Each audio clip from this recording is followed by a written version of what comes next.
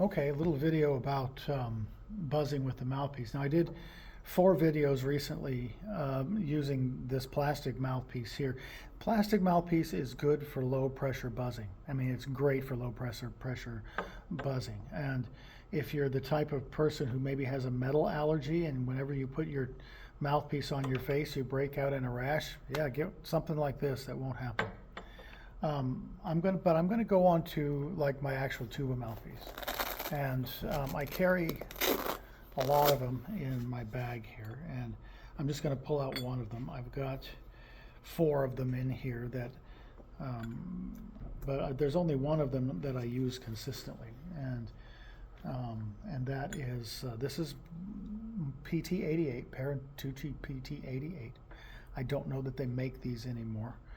Um, the but this is the one. Whenever I'm playing one of my larger tubas, the large B flat or large C, this is generally what I'm using, and it gets the sound I want. And whenever you're buzzing using your mouthpiece, you probably want. It's not a bad idea to buzz using the mouthpiece that you use the most, and because that's where you're going to be the most used to it, and you do all the same mouthpiece buzzing exercise, right? Now, one thing that my teachers would say is hold it way out here on the end of the shank and do all the same buzzing mouthpiece exercises. Something that I do is I'll take my fingers almost entirely off of it and balance it on my thumb.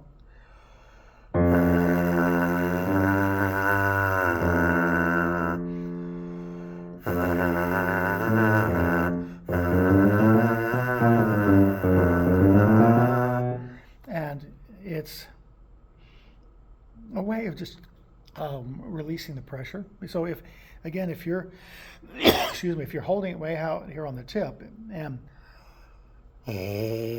you can feel your fingers going up the shank, you're pushing too hard.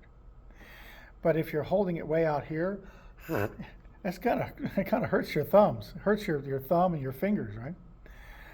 So balancing on your thumb is not a bad idea.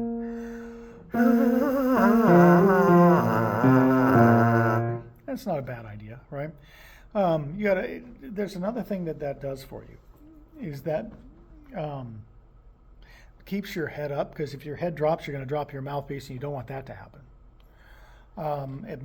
Keeps your posture, keeps your eyes up, keeps the low pressure happening, and it's just another thing you can do to give yourself a lot more control over what you're doing. And I've certainly seen other professional tuba players do that type of thing, and they have a look on their face while they're doing it like they're just messing around, but I know they're not, because balancing like that gives you, I mean, you got to control yourself. You can't wiggle. You've got to, boom, be static, be stoic, keep the air flowing at an even speed. If you get tense muscles, you're going to drop it, or it just won't work. If you feel tension in these muscles right here, your neck muscles starting to clench, you got to find a way to relax, and low pressure is a way to do that. Breathing exercise is another way to do that. Stretching exercises. So there are lots of ways to eliminate that type of anxiety when you're trying to play or trying to do this. One more thing about this: a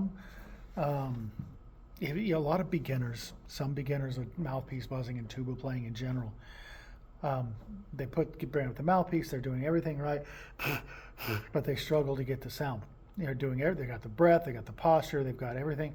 What can help is if you extend the length of the mouthpiece a little bit. This is a universal sousaphone tuning bit, and it's, I don't know what brand, it's called a universal, I guess it was, and I had a few of these left over from teaching marching band some 25 years ago, and I know that some older instruments, 80, 90, 100-year-old instruments, actually were meant to use one of these, and I recently picked up a 90-year-old tuba, and my mouthpiece fit on it, but it would wobble. It wouldn't fit right in the receiver, so I stuck this tuning bit in it, and it fit perfectly.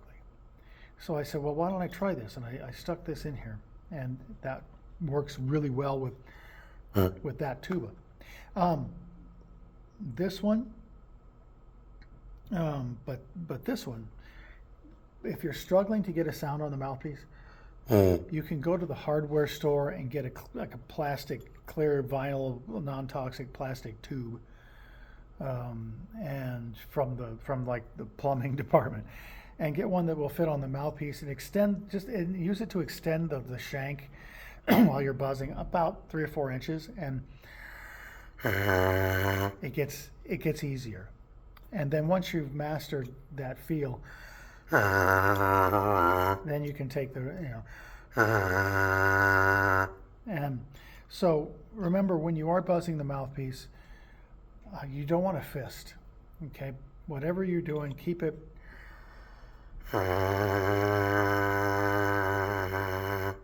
keep your head up, good posture, all that, good breath, good air. And the next way to buzz after this is to play the tuba, play the instrument, or the trombone or the euphonium or whatever you're playing. So there's your kind of evolution of techniques, from free buzzing to rim buzzing to mouthpiece buzzing to playing the instrument.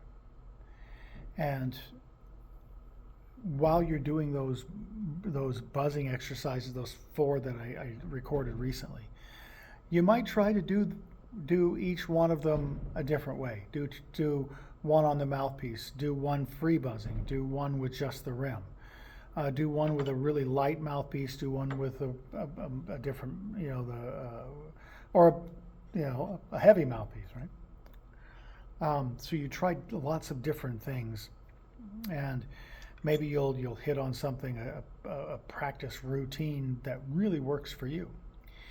But this video is getting too long, and so I've talked about the things I wanted to talk about. So there we are, some different types of mouthpiece buzzing techniques. Happy tuba playing.